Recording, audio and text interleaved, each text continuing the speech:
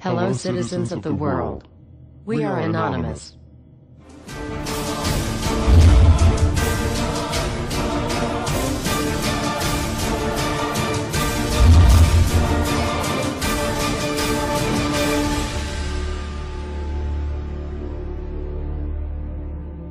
Dear brothers and sisters, now is the time to open your eyes. In a stunning move that has civil libertarians stuttering with disbelief, the U.S. Senate has just passed a bill that effectively ends the Bill of Rights.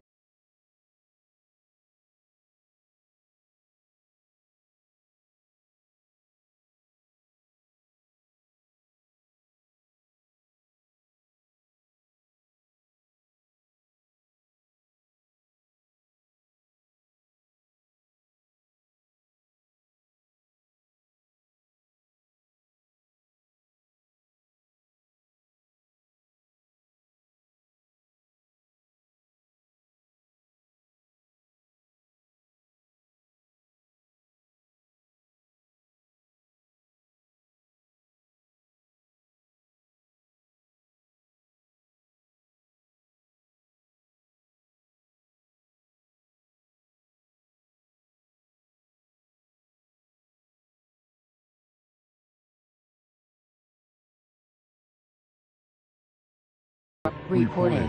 Senate wants the military to lock you up without trial. The detention mandate to use indefinite military detention in terrorism cases isn't limited to foreigners. It's confusing, because two different sections of the bill seem to contradict each other.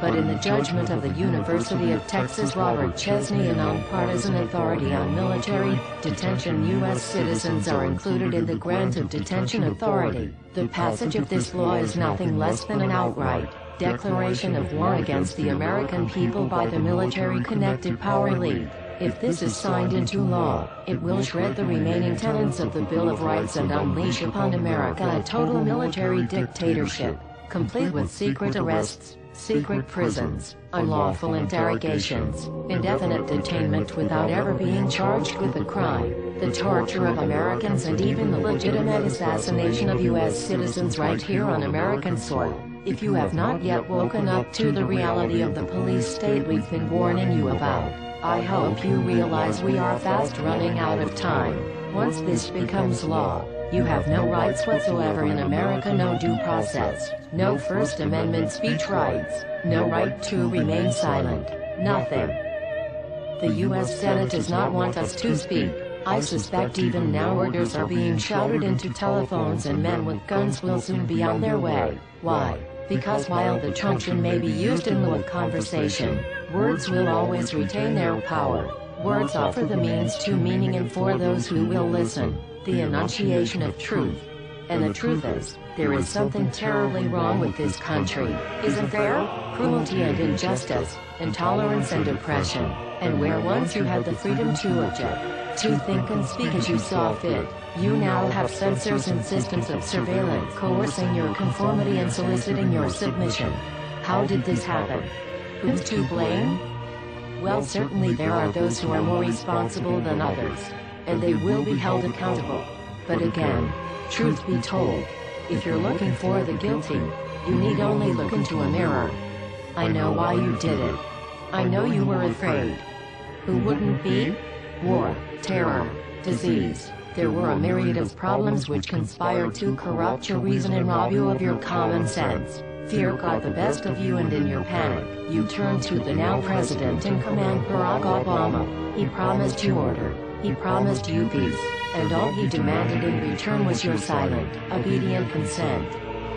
More than 400 years ago, a great citizen wished to embed the 5th of November forever in our memory. His hope was to remind the world that fairness, justice, and freedom are more than words, they are perspectives. So if you've seen nothing, if the crimes of this government remain unknown to you, then I would suggest that you allow the 5th of November to pass unmarked. But if you see what I see, if you feel as I feel, and if you would seek as I seek, then I ask you to stand beside one another, 1 year from November 5th, 2011, outside the gates of every courthouse of every city, demanding our rights. Together we stand against the injustice of our own government. We are anonymous. We are legion. United as one. divided by 0. We do not forgive censorship. We do not forget oppression. U.S. Senate. Expect us.